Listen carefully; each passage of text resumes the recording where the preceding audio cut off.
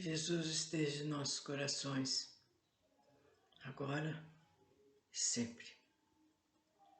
Continuando nossas leituras sobre a aprendizagem da mediunidade.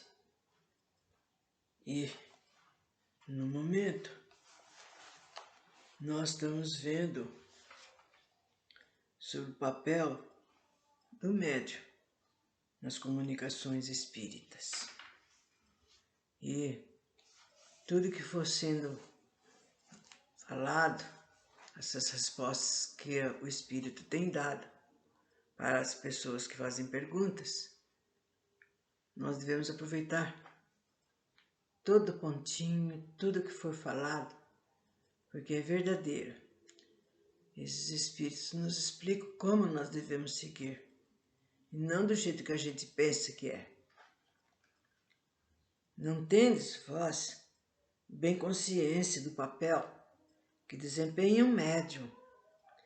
Há aí uma lei que não haveis ainda compreendido. Lembrai-vos de que, para operar o movimento de um corpo inerte, o espírito tem necessidade de uma porção de fluido animalizado que tira do médium para animar momentaneamente a mesa, a fim de que esta obedeça à sua vontade. Pois bem, compreendei também que, para uma comunicação inteligente, há necessidade de um intermediário inteligente, e que esse intermediário é o espírito do médium.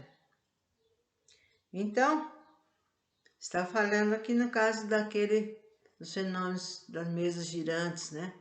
Que no começo eles fizeram muitas experiências da prancheta, né? Que eles amarravam um lápis, uma caneta para os espíritos e faziam perguntas e eles respondiam. Então, está falando da maneira do desempenho do médium. Isso não parece aplicável ao que se chama de mesas falantes, porque quando os objetos inertes, como as mesas, pranchetas, cestas, dão respostas inteligentes, parece que o espírito do médium aí não está para nada. É um erro. O espírito pode dar ao corpo inerte uma vida factícia, momentânea, mas não inteligência. Jamais um corpo inerte foi inteligente. É, pois, o espírito do médium que recebe o pensamento com o seu desconhecimento e o transmite pouco a pouco com a ajuda de diversos intermediários. Então, tem aí uma pergunta. Resultaria dessas explicações que o espírito do médium não está jamais completamente passivo? Ele é passivo quando não mistura suas próprias ideias com as do espírito estranho, mas não é jamais absolutamente nulo. Seu concurso é sempre necessário como intermediário, mesmo naqueles que chamais médiuns mecânicos. Não há mais garantia de independência no médium mecânico do que no médium intuitivo. Sem dúvida nenhuma. É para certas comunicações, um médium mecânico é preferível. Mas quando se conhece as faculdades de um médium intuitivo, isso se torna diferente, segundo as circunstâncias. Quero dizer que há comunicações que reclamam menos precisão. Entre os diferentes sistemas que foram emitidos para explicar os fenômenos espíritas, há um que consiste em crer que a verdadeira mediunidade está num corpo inerte. Na cesta ou no papelão, por exemplo, que serve de instrumento, que o espírito estranho se identifica com esse objeto e o torna tão somente vivo, mas inteligente. Daí o nome de médiuns inertes, dado a esses objetos. Que pensais então disso? Não há senão uma palavra a dizer quanto a isso. E é que se o espírito tivesse transmitido a inteligência ao papelão, ao mesmo tempo que a vida, o papelão escreveria tudo sozinho, sem o concurso do médium. Seria singular que o homem inteligente se tornasse máquina e que um objeto inerte se tornasse inteligente. É um dos numerosos sistemas nascidos de uma ideia preconcebida e que tombam, como tantos outros, diante da experiência e da observação. Pergunta então: um fenômeno bem conhecido poderia abonar a opinião de que há nos corpos inertes, animados mais do que a vida, mas também a inteligência, como é o das mesas, cestas, etc., que exprime por seus movimentos a cólera ou a afeição? Quando um homem agita um bastão com cólera, não é o bastão que está colérico, nem mesmo a mão que segura o bastão, mas sim o pensamento que dirige a mão. As mesas, as cestas não são mais inteligentes do que o bastão. Não tem nenhum sentimento inteligente, mas obedece a uma inteligência. Em uma palavra, não é o espírito que se transforma em cesta, nem mesmo que nela elege domicílio. E se não é racional atribuir inteligência a esses objetos, pode-se considerá-los como uma variedade de médiuns, em os designando sob o nome de médiuns inertes? É uma questão de palavra que pouco nos importa, contanto que vos entendais. Sois livres para chamar o homem uma marionete. Os espíritos não têm senão linguagem do pensamento, não têm a linguagem articulada. Por isso não há para eles senão uma só língua. Assim sendo, um espírito poderia se exprimir por vias mediúnicas em uma língua que jamais falou quando vivia, e nesse caso, onde toma as palavras das quais se serve? Então, o espírito responde: vós mesmo vindes de responder a vossa pergunta, dizendo que os espíritos têm uma única língua, que é a do pensamento.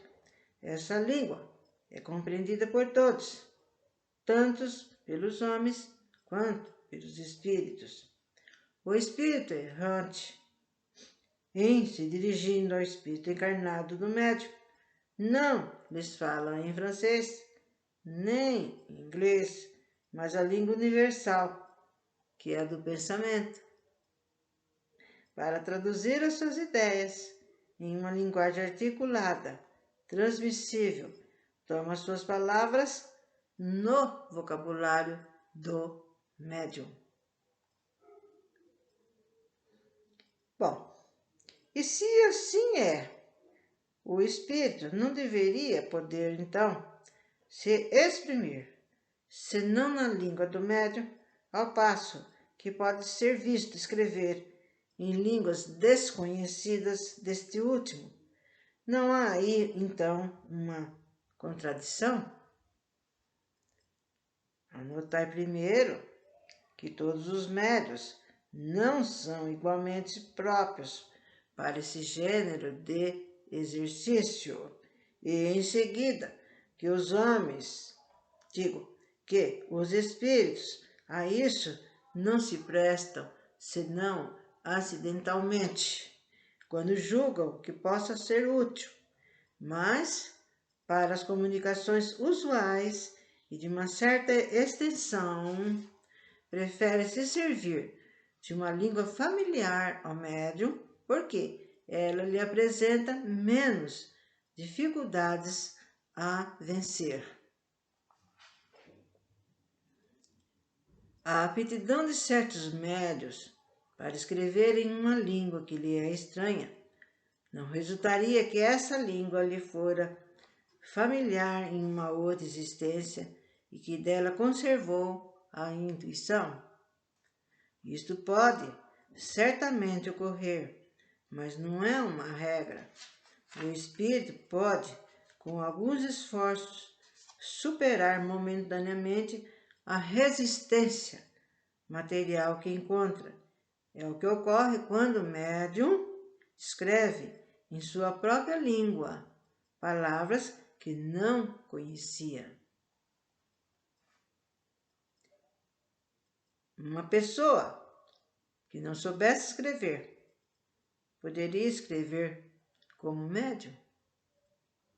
Sim, mas se concebe que há aí ainda uma grande dificuldade mecânica a vencer. A mão, não tendo o hábito do movimento necessário para formar as letras.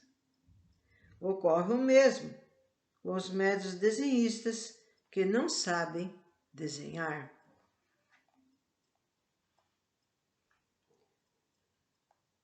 Um médium muito pouco inteligente poderia transmitir comunicações de uma ordem elevada?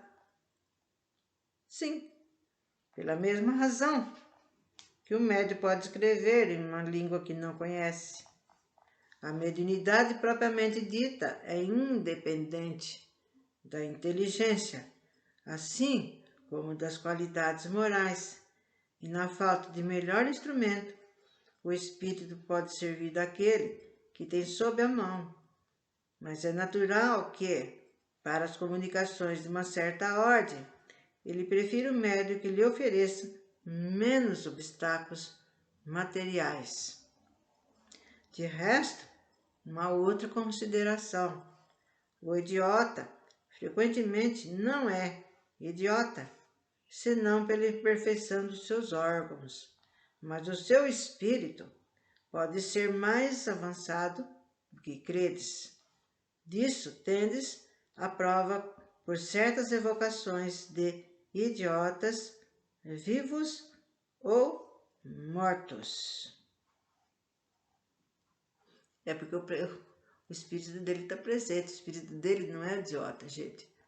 Acontece que antes dele nascer, ou na situação dele, ele tinha que passar por essa prova de problemas mentais.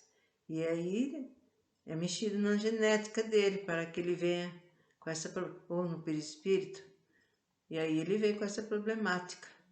Mas, então, e é por isso que às vezes eu falo, gente, esses nossos irmãozinhos que têm problemas mentais, principalmente essa que é muito triste, gente, do mal de Alzheimer, que a pessoa fica dementada.